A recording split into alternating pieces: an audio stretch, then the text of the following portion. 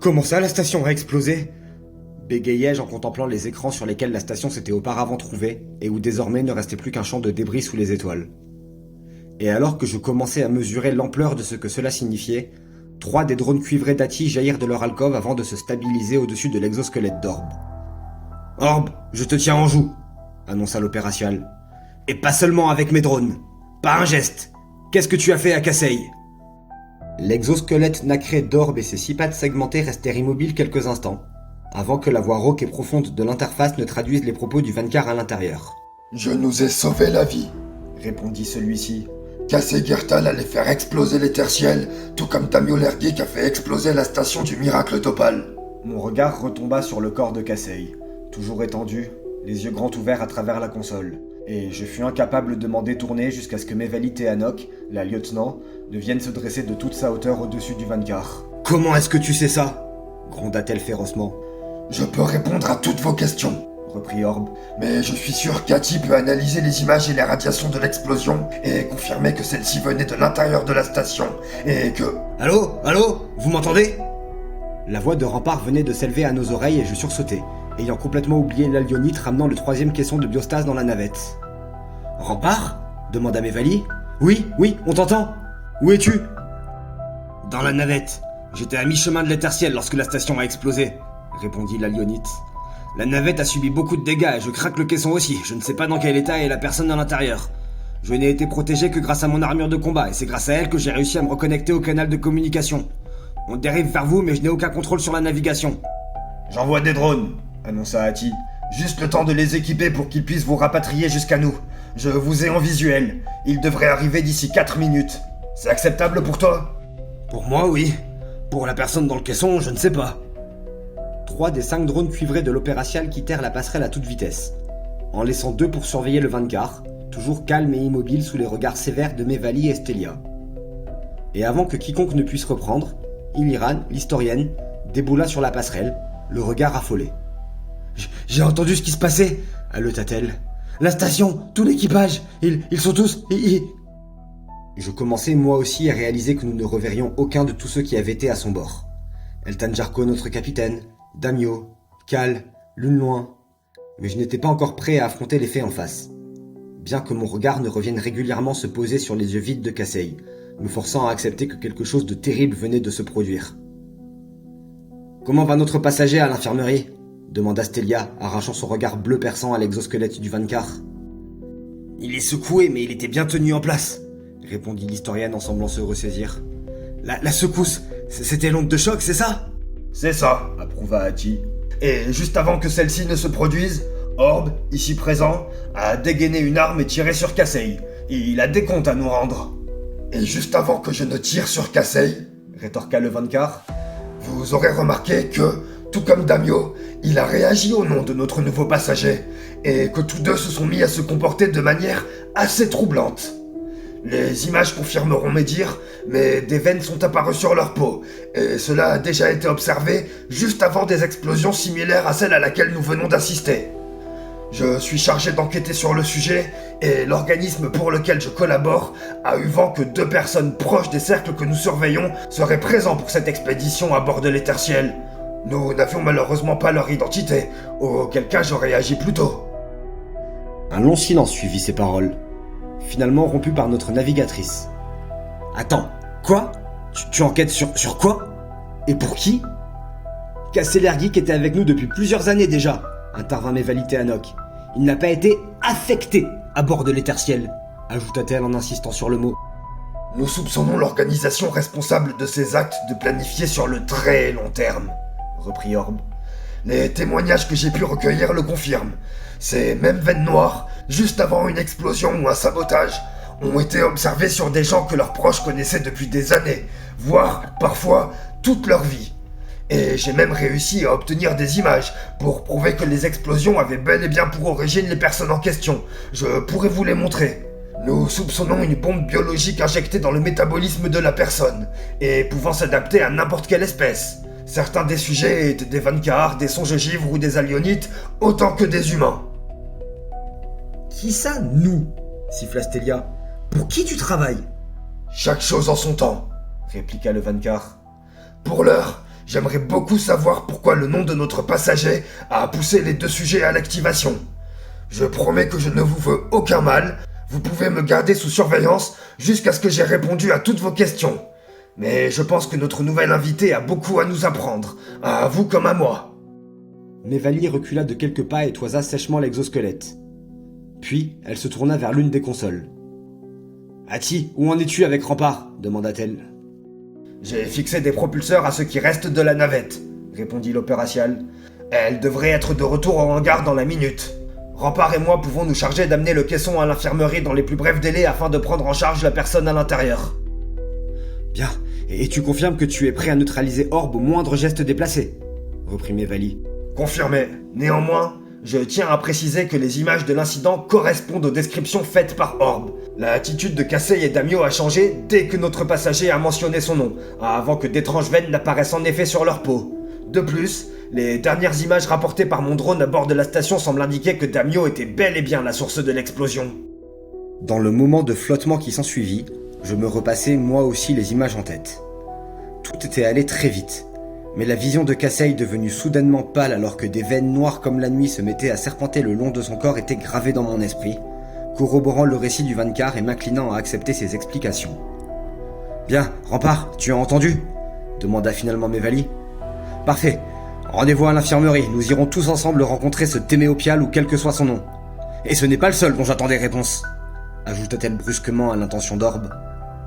Je vous promets que vous saurez tout ce que je suis en mesure de vous dire, et que je ne souhaite que votre protection, rétorqua celui-ci. Mévalie et les drones d'Ati commencèrent à s'éloigner, gardant l'exosquelette dans leur mire, et je leur emboîtai machinalement le pas, suivi par Eliran. Je n'étais pas en état de réfléchir ou de prendre des décisions dans l'immédiat, ni même à songer à ce qui venait de se passer. Suivre le mouvement me convenait parfaitement. Stélia, en revanche, resta en arrière. « Et Kasei ?» demanda-t-elle en désignant le corps du menton. « On le laisse là ?»« Tu as raison, » approuva Ati. « Je m'occupe de l'amener à l'infirmerie. » « Et c'est une occasion rêvée d'examiner son corps et l'agent biologique qui lui a été injecté, » ajouta Orb. « Nous n'avons jamais pu mettre la main sur l'un des sujets jusqu'à présent, et il nous a fallu développer une arme capable de stopper net toutes les fonctions vitales d'un individu, dans l'éventualité où nous serions amenés à devoir en neutraliser un. Nous n'étions même pas certains que cela fonctionnerait. La chance nous a souri. » Mévalie le regarda et sembla vouloir dire quelque chose avant de se raviser et de faire signe à tout le monde de la suivre. Quelques instants plus tard, nous arrivions dans l'antichambre de l'infirmerie, où nous retrouvions Rempart, toujours dans son armure de combat. Et c'est en silence, chacun d'entre nous ayant sans doute besoin d'une certaine trêve, que nous observions les instruments opérés par Ati extraire le passager du dernier caisson. Ce dernier était amoché et enfoncé à plusieurs endroits, et Ati fut même contraint d'employer un cisailleur laser pour finalement révéler une femme, métisse à la peau ambrée et aux longues et fines tresses noires, couverte d'égratignures, et surtout de sang. Probablement à cause des 2 pointes de métal plantées dans son flanc, le résultat de l'explosion et des dégâts causés au caisson. Hachi refusa de se prononcer sur son pronostic vital pour l'instant, et je jetai un coup d'œil au dernier caisson que nous n'avions pas encore ouvert, trônant dans un coin de l'infirmerie, son occupant toujours plongé dans les glaces, me demandant brièvement ce qu'il nous réserverait. Je profitai également de la brève pause que nous nous étions implicitement accordée pour observer ce qui restait de l'équipage de l'Éther-Ciel. Mévalie Théanoc semblait avoir assuré le rôle de capitaine qui était désormais logiquement sien en tant que lieutenant de bord, mais je pouvais voir ses mains trembler et une expression hantée dans son regard. Assise dans un coin de la pièce, Stélia Yotsen entortillait machinalement l'une de ses longues mèches blondes autour de son doigt, le regard fixé droit devant elle et ne trahissant aucune de ses pensées. Illiran Nagata, quant à elle, avait l'air en état de choc, recroquevillée sur un siège, ses yeux sombres grands ouverts, et sa peau habituellement dorée ayant pris une teinte grisâtre. Rempart était resté debout face à la vitre derrière laquelle reposait désormais la femme blessée et inconsciente, ses longs doigts munis de griffes rétractiles jamais loin du canon à sa ceinture. Un des drones d'Ati flottait également à nos côtés. Peut-être que celui-ci préférait être présent physiquement avec nous en cet instant, plutôt que sous forme dématérialisée. Pour sa part, Orb, ou plutôt son exosquelette, restait immobile et de marbre. Mais je savais que bientôt j'aurais moi aussi de nombreuses questions à lui poser, lorsque je serais en état de les formuler. Finalement, lorsque les instruments de médecine contrôlés par Ati entamèrent les premiers soins sur leur patiente, Mévalie s'ébroua et tapa dans ses mains. « Bien, ça suffit. Nous avons quelqu'un à rencontrer et des réponses à obtenir. » D'un geste déterminé, Elle appuya sur le bouton de commande de la porte donnant accès à la zone de quarantaine et marcha d'un pas rapide vers la vitre blindée, suivi du reste de l'équipage. Celui qui disait s'appelait Témé Opial, toujours maintenu en place dans son lit, prit rapidement conscience de tous les regards posés sur lui et un sourire nerveux se dessina sur ses lèvres. Mais Vali inspira profondément, ferma un instant les yeux, puis activa le micro. « Témé Opial, nous avons des questions !» annonça-t-elle de sa voix la plus sévère. « Oui, tout ce que vous voudrez, mais qu'est-ce que c'était que ces secousses et vous avez vraiment dit 300 ans ?»« C'est nous qui allons commencer par poser les questions !» rétorqua Mévali. « Premièrement, vous vous appelez vraiment Témé Opial ?» Le petit homme pâle dans le lit sembla hésiter un instant, avant de se laisser retomber contre son oreiller et de soupirer d'un air résigné. « Non, c'est un faux nom, je m'appelle Claric Holt. » Le nom sembla arracher Illyran à sa torpeur, et l'historienne se releva brusquement pour se précipiter vers la vitre. « Claric Holt, le nom me parle !» souffla-t-elle. « Attendez, on n'a pas accès au réseau ici, mais j'ai ma banque de données. » Elle pianota sur le Navcom à son poignet et fit apparaître plusieurs onglets sur les écrans projetés. Puis elle se figea, le regard posé sur un article.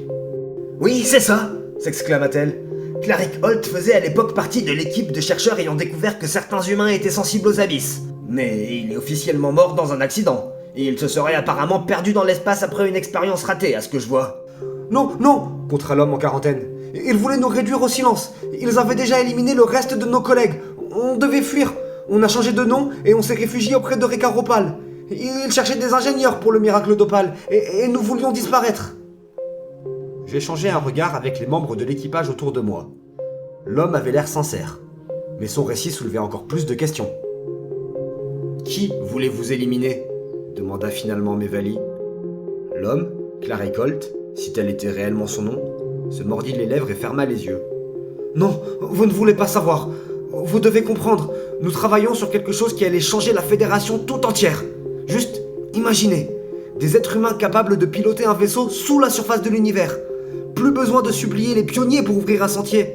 Pour peu qu'on équipe les vaisseaux de réacteurs modifiés, nous n'aurions plus eu aucune limite. »« Oui, vos recherches ont abouti, » intervint Illyran.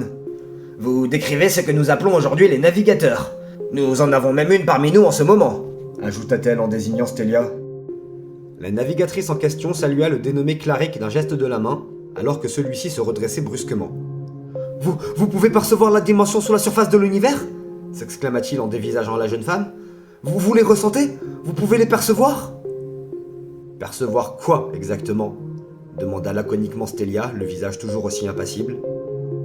Claric Holt se laissa retomber dans son lit, et ce qui ressemblait à un gémissement s'échappa de ses lèvres. « D'accord, murmura-t-il. Autant vous raconter tout depuis le début et peu importe les conséquences. J'en ai marre des secrets. Apportez-moi juste à boire, s'il vous plaît, ma gorge est desséchée. » « Il ne présente aucune bactérie ni aucun organisme dangereux, » intervint Hati dans le silence qui s'ensuivit. « Et je l'ai vacciné pour le protéger de virus que nous aurions développés depuis son époque. Il est apte à sortir. » Mévali s'éloigna de la vitre et réfléchit quelques instants avant de reprendre la parole. « Bien. Gardons-le sous bonne surveillance et invitons-le au salon pour écouter ce qu'il a à nous dire. Je préfère ne pas ouvrir le troisième caisson pour l'instant. Hati, dans quel état est la blessée ? » « Stabilisée, » répondit l'opératial. « Elle survivra, mais je vais devoir consacrer une partie de mes processeurs à l'opération pour les heures à venir. » « Bien. Sortons ce Claric Holt, encore une fois si c'est bien son vrai nom, de sa cage et rendons-nous au salon, trancha Mévali. J'ai besoin d'un verre. En voilà des paroles sensées, marmonna Stelia. Et, quelques minutes plus tard, nous étions réunis dans les fauteuils du salon autour d'une bouteille de vin. Y compris Claric Holt, qui avait volontiers accepté un verre après avoir contemplé les lieux, un air émerveillé sur le visage. « Claric Holt, bienvenue à bord de l'Étertienne, » annonça Mévali. « Maintenant, à vous de parler. Nous vous écoutons. » L'intéressé prit une gorgée de vin et s'autorisa quelques secondes à le savourer avant de revenir à l'instant présent. Une lueur indéchiffrable s'était glissée dans son regard. Un mélange de peur et de regret, évaluai-je, impatient d'entendre son récit. Il soupira une énième fois avant de se lancer. « Comme je vous l'ai dit, mon nom est Claric Holt. J'étais ingénieur et chercheur en réacteurs stellariques à l'université de Novalonia. Mon équipe et moi avons été approchés par certains de nos collègues qui venaient de découvrir qu'il existait des êtres humains capables de projeter leur conscience dans la dimension empruntée par les vaisseaux lors de leur passage dans les sentiers. mais je n'en sais pas réellement plus sur le sujet. Vous devez comprendre, ma spécialité ce sont les réacteurs et la mécanique pure et dure. Notre équipe était chargée de concevoir des réacteurs tellariques modifiés, capables d'amplifier les ondes mentales du sujet et de s'accorder à celles-ci le temps du voyage. Je schématise très vulgairement, mais vous aviez dit que vous saviez déjà tout cela. Les navigateurs, comme vous les avez appelés. Oh oui, je ne suis pas surpris que les recherches aient abouti, même après nous. Les choses étaient déjà trop publiques lorsqu'ils ont essayé de nous arrêter. Clarick s'arrêta quelques instants, manifestement perdu dans ses pensées, et c'est Illiran qui le ramena à la réalité d'un claquement de doigts. « La suite, s'il vous plaît » demanda-t-elle. « Qui voulait vous arrêter? Et pourquoi ?» « Oui, excusez-moi » reprit l'intéressé. « Oh, vous devez comprendre que je n'ai pas tous les détails. Ce sont mes collègues qui travaillaient vraiment sur l'étude de ces ondes mentales qui ont découvert... ça. Mais de ce que j'ai compris, ils ont réalisé certaines choses sur la nature profonde des sentiers. Comme quoi ils seraient vivants, ou l'avaient été à une époque, je ne suis pas certain d'avoir tout saisi. Et que les sujets sensibles à la dimension qu'ils occupent pourraient peut-être un jour les percevoir, les ressentir. Mais encore une fois, ce n'est pas ma spécialité. Ce que je peux néanmoins vous dire, c'est que peu après que mes collègues aient commencé à évoquer de telles idées, ils se sont mis à disparaître dans d'étranges accidents. Oh, nous avions des théories sur qui était derrière tout ça, mais nous étions impuissants, nous ne pouvions rien faire. Alors moi et deux des collègues avec lesquels j'étais devenu très proche, nous avons décidé de simuler un accident pour faire croire à notre mort. Puis nous avons changé d'identité grâce au contact de l'un d'entre nous, et nous avons rejoint Rekaropal qui recherchait des ingénieurs pour son projet fou. Nous lui avons dit la vérité sur qui nous étions et il nous a acceptés à ses côtés. Et il nous a cachés et protégés le temps que le miracle d'Opal soit prêt à partir. Vous devez comprendre que Rekaropal n'aimait pas les pionniers, et si nos soupçons étaient fondés, il n'allait pas se priver de les défier. Attendez, lançai-je en réalisant les implications de ce qu'il sous-entendait. Vous voulez dire que selon vous, ce sont les pionniers eux-mêmes qui ont tenté de vous réduire au silence? Qui d'autre? Demanda Clarick. Qui d'autre qu'eux connaît réellement la nature des sentiers et possède les ressources pour éliminer plusieurs chercheurs de renom sans que ça ne s'ébruite dans les médias, sans que personne ne remette en cause la version officielle? Nous avons découvert des choses qu'ils souhaitaient garder secrètes. Mais les deux collègues qui m'accompagnaient s'y connaissent mieux que moi sur la question. Ils faisaient partie de l'équipe qui travaillait en étroite collaboration avec les sujets sensibles. Ces deux collègues, intervint Mévali. À tout hasard, ne seraient-ils pas présents dans les deux autres caissons de biostase du miracle d'Opal à avoir accaparé toutes les ressources de la station pour les maintenir en vie? Clarick ouvrit grand les yeux et sembla chercher ses mots pendant quelques instants avant de reprendre. Oui, bien sûr. J'imagine que vous nous avez retrouvés dans la station de commandement. Sombre histoire que tout cela. Je n'ai pas eu le choix. Je suis désolé. Je ne voulais pas sacrifier les autres, mais ce n'est pas moi qui décidais. Je n'avais aucun pouvoir. Non. Pour répondre à votre question, seul l'un de ces deux caissons est occupé par l'un de mes collègues. L'autre abrite l'officière qui a mené la mutinerie contre Rekaropal et pris le contrôle de l'arche après que le sentier censé nous mener dans une autre galaxie ait échoué et que nous nous soyons retrouvés à dériver en bordure de la Voie lactée. Une mutinerie? Répéta froidement Mévali. Oui, et de ça aussi je n'en suis pas fier, admit Clarick. Mais nous n'avions pas le choix. Après que le sentier ait échoué, en vidant toutes les réserves d'énergie du réacteur, sans la moindre étoile à proximité pour le recharger, la situation à bord du miracle d'Opal a été... tendue. Le seul choix qui s'offrait à nous était de mettre le cap vers l'étoile la plus proche, mais nous en aurions eu pour des siècles de voyage. Nous n'avions pas assez de caissons de biostase pour tout le monde à bord et il était peu probable que ceux-ci tiennent le coup aussi longtemps. Certains officiers ont suggéré l'idée d'abandonner l'arche derrière nous et de fuir à bord de la station de commandement, plus ergonomique. Et une fois lancée à pleine accélération, celle-ci pourrait rejoindre la Voie lactée en moins de 400 ans selon nos meilleures estimations. Mais Rekaropal ne voulait rien entendre. Il a obstinément refusé d'abandonner qui que ce soit et semblait certain que nous pourrions survivre sans trop de casse. C'était tout à son honneur, mais tout bonnement impossible. Et finalement, les officiers se sont rebellés contre lui, sous le commandement de Yanea Relton. Il y a eu de nombreux affrontements, et durant ceux-ci, notre troisième collègue, qui s'était allié à Rekaropal, a été tué. Et celui-ci a finalement aussi trouvé la mort, et Yanea a pris le contrôle de l'arche.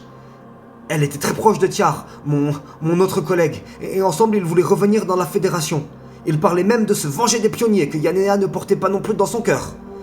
Je n'avais pas d'autre choix que de les suivre, et en tant que plus grand spécialiste des réacteurs tellariques à bord, je leur étais indispensable pour le jour où nous pourrions le recharger et de nouveau ouvrir un sentier. Ils ne m'auraient jamais laissé filer. Avec l'aide des officiers à leur côté, ils ont chargé le réacteur stellarique dans la station et éjecté celle-ci avant que quiconque ne puisse réagir, abandonnant tout le monde derrière. Je suis tellement désolé, je ne voulais pas... Mais je n'avais pas le choix, je n'avais pas le choix, vous devez comprendre. Je regardais autour de moi et pus lire diverses expressions sur les visages humains à mes côtés. De l'horreur sur celui de Mevali au dégoût sur celui d'Iliran. Même Stelia, d'habitude imperturbable, semblait secouée. Quant à moi, je ne pouvais m'empêcher d'éprouver une certaine pitié à l'égard de Claric. Il était évident qu'il n'était pas du genre à mener une mutinerie et à prendre le commandement des choses. Il avait sans doute fait ce qu'il fallait pour survivre et je ne me sentais pas légitime à le juger pour cela. Et pourtant, reprit Mevali, lorsque nous vous avons retrouvés, seuls 3 caissons étaient encore en état de fonctionner. Une commande ayant délibérément été entrée pour absorber l'énergie qui aurait dû être dédiée aux 5 autres. Ça aussi, vous n'avez pas eu le choix ? Claric baissa le regard, la honte clairement lisible sur ses traits. Lorsqu'il reprit, ce fut d'une voix encore plus éteinte et résignée. Non, mes calculs étaient formels, admit-il. Soit 3, au mieux 4 caissons survivraient au siècle de voyage, soit nous mourrions tous. Yanea et Tiar ont dû prendre la décision impossible de sacrifier les autres. Vous devez comprendre, Tiar pourrait beaucoup mieux vous expliquer que moi ce qu'ils ont découvert concernant les sentiers, et il craignait que le secret ne meure avec lui s'il venait à disparaître, et que les pionniers pourraient continuer leur manigance sans opposition. Il s'est enflammé au contact de Yanea, ils se sont enflammés l'un l'autre, se convainquant qu'ils devaient revenir dans la fédération pour révéler ce qu'ils savaient à tout le monde, et défier les pionniers. Et ils avaient trop besoin de moi pour le réacteur. Je n'ai pas eu d'autre choix que de les suivre, que d'accepter. Vous vous répétez beaucoup, commenta simplement Stelia. Mais Claric ne sembla pas l'entendre. Il avait l'air au bord de la crise de larmes, et Mevali vint s'asseoir à ses côtés pour poser une main sur son épaule, la compassion ayant remplacé toute trace d'horreur sur son visage. « Je comprends, » lui dit-elle doucement. « Vous avez vécu des choses terribles, mais tout ira bien maintenant. Devons-nous comprendre que les occupants des 2 autres caissons que nous avons retrouvés sont Yanea et Tiar ?»« Oui, oui, sanglota Claric. Pourquoi ? Ils sont ici aussi ?» Plus ou moins, nota Stelia. Claric se redressa soudainement et nous dévisagea de ses yeux écarquillés. Ils sont là, vraiment ? Alors allez demander à Tiar. Il pourra vous expliquer mieux que moi. Il vous dira qu'ils ont fait ce qu'ils devaient faire, que ce qu'ils ont découvert ne doit pas être oublié, qu'il faut prévenir toute la fédération, parce qu'un jour, les sentiers vont se réveiller et tous nous dévorer.